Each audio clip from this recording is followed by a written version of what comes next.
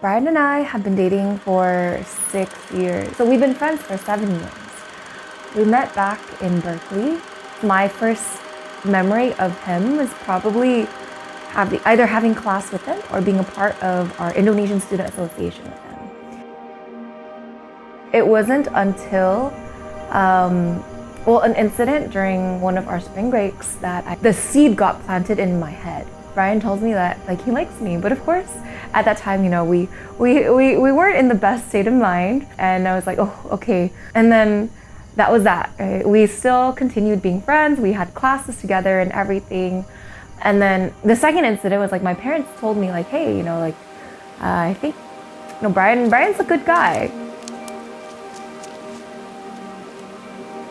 And then all of a sudden, I guess the following year, I started noticing. I was like, oh, Bryan really is a nice guy. I noticed all the little things that he did for other people, and also he was just such a personable person, just full of positivity. And I think that's when I started liking him.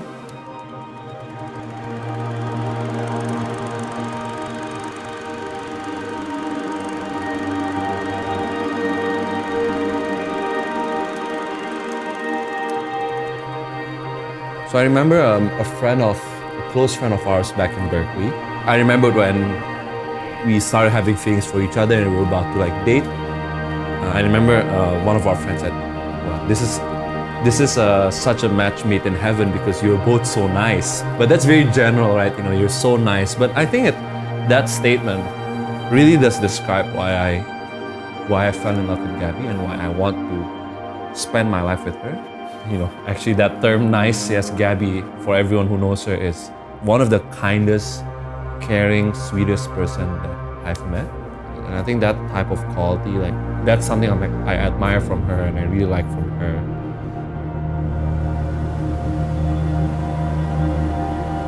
It wasn't until Valentine's Day, and then Bryan came, we had dinner, I dropped him back home, and then an hour later, Bryan comes over to my place, to my apartment, bringing boba, and then we end up talking late at night, for a few hours on the roof of my building. A week later, he tells me that, oh, let's make it official.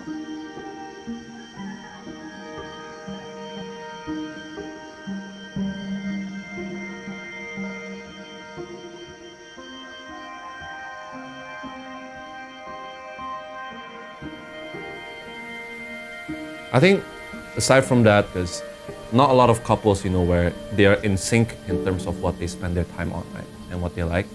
It's nice to have a life partner who understands that, who goes through it with me.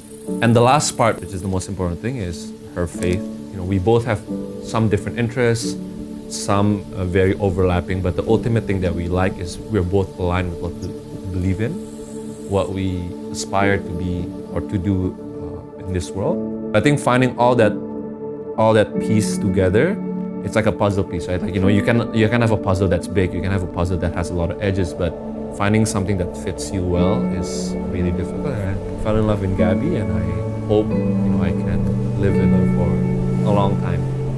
I think the one thing I love the most about Bryan is, yes, he is very, very kind. He's understanding, he's patient. I think having him, I'm just so grateful to have him because we can grow together, and I know that I have a partner in life that I can really learn from and I can grow with. So there's not a specific thing that I'm looking forward to in marriage. I'm just looking forward to having him as a companion, continuing our journey together and growing old together. I think for me, it's been I guess relatively long time that I've came to know her, and I obviously dated her. And I want her to be my life partner, right? I think through thick and thin, through whatever, I do want to spend my life with her. What I do want to say, Gabby, is I'm super excited to spend my life with you. And I'm super excited for both of us to enjoy life, to learn more about each other, and most importantly, to keep on eating good food with you, to travel and make good memories, and we'll spend hopefully a lot more time or make more memories with the people that we're close to. Other than that, yeah, Gabs, I love you, and let's make our marriage be a wonderful one.